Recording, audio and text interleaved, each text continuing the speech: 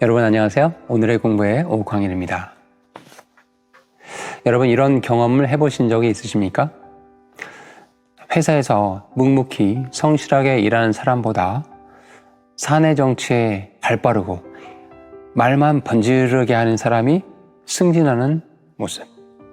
또 학교에서 진실한 친구보다 교묘하게 처세술을 잘 부리는 사람이 인기가 있는 모습. 그리고 이런 신앙의 공동체 안에서 예수님의 이름을 말하는 그런 믿음의 공동체 안에서조차도 정작 진실된 사람보다 지위와 또 명예가 돈이 많은 이런 사람들이 더 높임을 받는 모습. 어쩌면 우리는 이런 현실들을 보면서 속으로 이렇게 외칠지도 모릅니다. 야, 이 세상이 왜 이렇게 부조리하냐? 이게 말이 되냐? 세상이 왜 이렇게 불공평한 거야? 그리고 믿음의 공동체 안에서조차도 이런 원리가 동일하게 적용된다고 한다면 도대체 인간은 어디서 정의를 찾을 수 있는 것이냐? 자, 가끔 이런 생각도 듭니다. 그렇다면 하나님은 왜 이 부조리함을 그대로 방치하시는 건가? 또 신앙을 가진 우리 크리스찬들도 이 세상의 부조리함에서 벗어날 수 없는 것인가? 자유로울 수는 없는 것인가? 서두에 말씀드리는 질문들에 대한 답을 함께 여러분과 함께 찾아가 보려고 합니다. 자, 우리가 지금 살고 있는 이 엉망진창인 부조리함이 늘 넘쳐나는 이 세상 속에서 크리스찬들이 신앙을 가지고 어떻게 살아가야 되는지를 함께 이야기해보고자 합니다.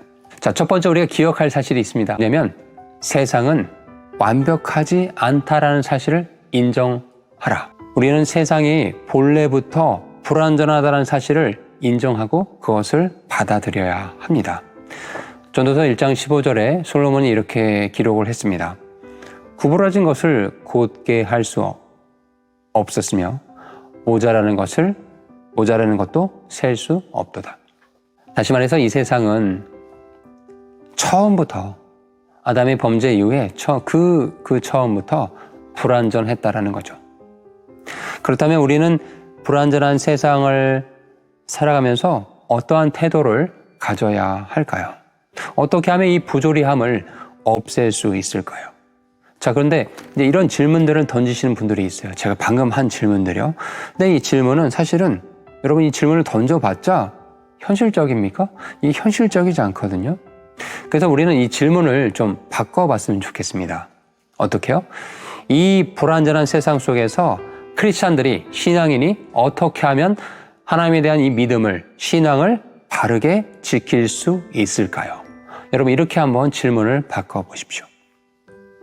우리가 기억할 사실 두 번째는 예수님께서도 부조리한 세상을 사셨다라는 사실입니다. 2000년 전 참 하나님이시자 참 사람의 몸으로 입고 오신 예수님께서 그 이스라엘 유대 땅에서 살고 계셨을 때 그 당시조차도 지금과 마찬가지로 부조리함이 넘쳐나는, 불완전함이 넘쳐나는 그런 세상이었습니다.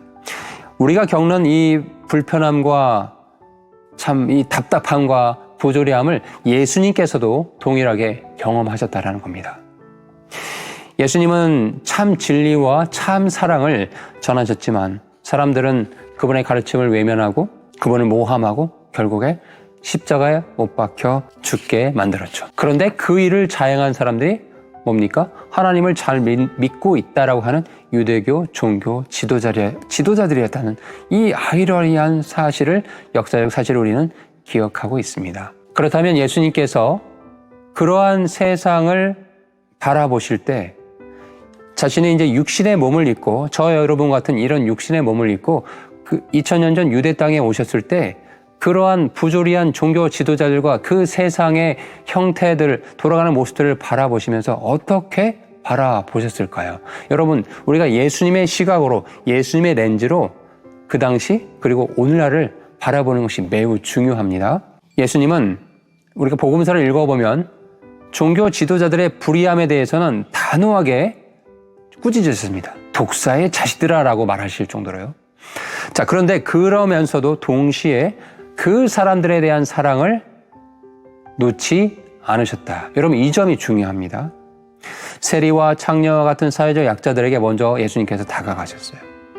가장 부조리한 상황에서도 예수님께서는 하나님의 뜻을 완전히 하나도 빠짐없이 이루어 주셨습니다. 예수님은 세상의 불완전함, 사회 구조의 부조리함을 바꾸기 위해서 사회혁명가로 일하신 것이 아니라 그 속에서 불완전하고 아담의 범죄 이후에 타락한 이 세상에 불완전하고 부조리한 그 세상 속에서조차도 하나님 나라의 가치를 지키는 것에 집중하시고 하나님의 뜻을 이루시는 것에 집중하는 그 모습을 보여주셨다. 이 점에서 우리는 이제 크리스찬으로서 이 세상을 또 부조리함에 대해서 어떻게 접근하고 그 현상들을 바라보며 우리가 신앙을 지키고 나아갈지에 대한 지혜를 얻을 수 있는 것입니다.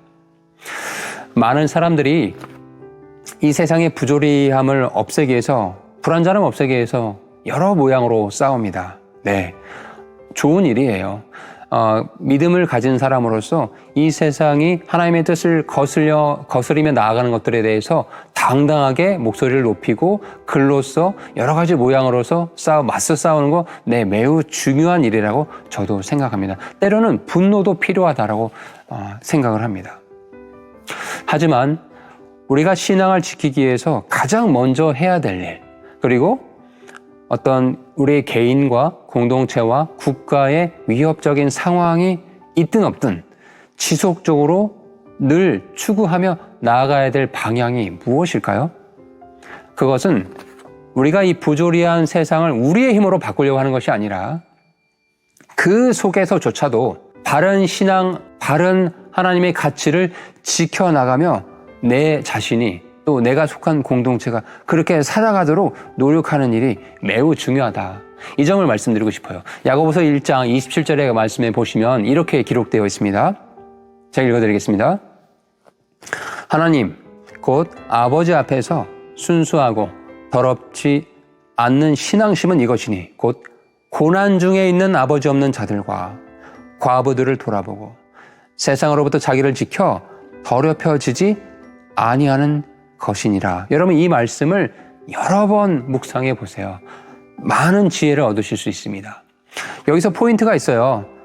우리 신앙인은 세상을 향해서 너 왜 이렇게 부조리하고 불완전하니라고 손가락질하는 것이 아니라 그 안에서 어떻게 살아갈 것인가, 어떻게 믿음을 지키고 살아갈 것인가, 여기에 초점을 둬야 된다는 말씀을 지금 야고보서 말씀에서 우리에게 권고하고 있는 것입니다. 구체적으로 어떻게 살아가면 좋을까요? 제가 3가지를 제안드리고 싶어요. 첫 번째, 지금 내가 있는 자리에서 정직하게 행하라. 저와 여러분이 회사, 학교, 교회, 여러 공동체 안에서 어떤 일들을 행해요.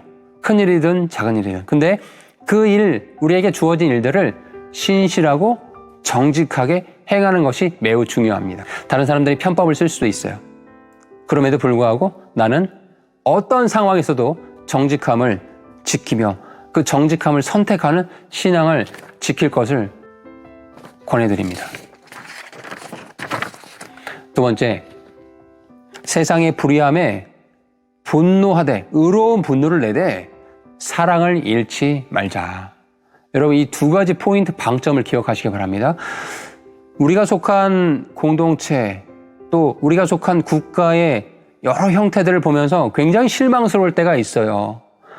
그래서 우리가 의로운 분노를 낼 때가 있거든요. 네. 그런데 중요한 건 뭐냐면 그 의로운 분노가 그 상대방에 대한 미움으로 바뀌면 안 돼요. 미움으로 변하지 않도록 우리는 주의해야 합니다. 예수님께서도 성전에서 장사하는 그 수많은 유대인들을 가리키며 내쫓으셨죠. 막 회초리로 쫓으시면서 보내셨어요. 이게 분노를 표시하셨어요. 그럼에도 불구하고 동시에 그 죄인들에 대한 사랑을 놓치지 않으셨다는 사실을 기억하시기 바랍니다. 마지막 3번째. 이 모든 이 세상의 부조리함을 누가 다루실까요? 예, 하나님께서 다루십니다. 그 하나님께서 모든 것을 다루실 거라는 걸 굳게 믿는 거예요. 우리 인간의 힘으로 이 세상에 있는 온갖 부조리함을 다 해결할 수 없습니다. 제 장담하건대 인간의 힘으로 세상의 부조리함을 100% 없앤다? 불가능합니다.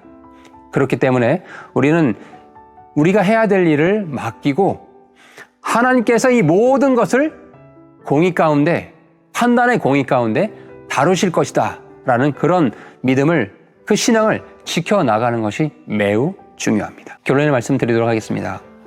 세상이 엉망이라고 해서, 또 우리가 속한 믿음의 공동체가 완벽하지 않다고 해서 우리가 신앙을 포기할 이유가 있을까요? 없을까요? 네, 없습니다. 오히려 그 속에서 하나님께서 원하시는 것은 바른 신앙의 태도를 유지할 것을 원하시고 계신다. 바로 그것이 진짜 신앙이다.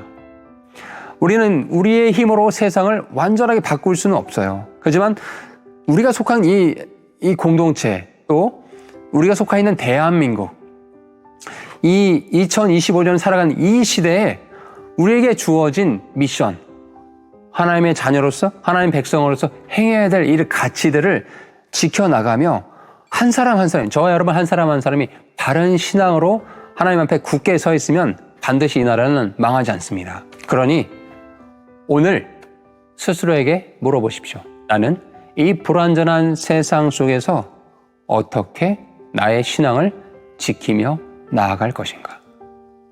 그 답을 찾는 과정이 바로 우리가 이 땅 가운데 구원받은 백성으로 주님께서 불러주시고 우리가 속한 공동체 안에서 하나님 나라를 이루어 나가며 이 세상에서 빛과 소금의 역할을 감당하는 것이라고 굳게 믿습니다. 감사합니다.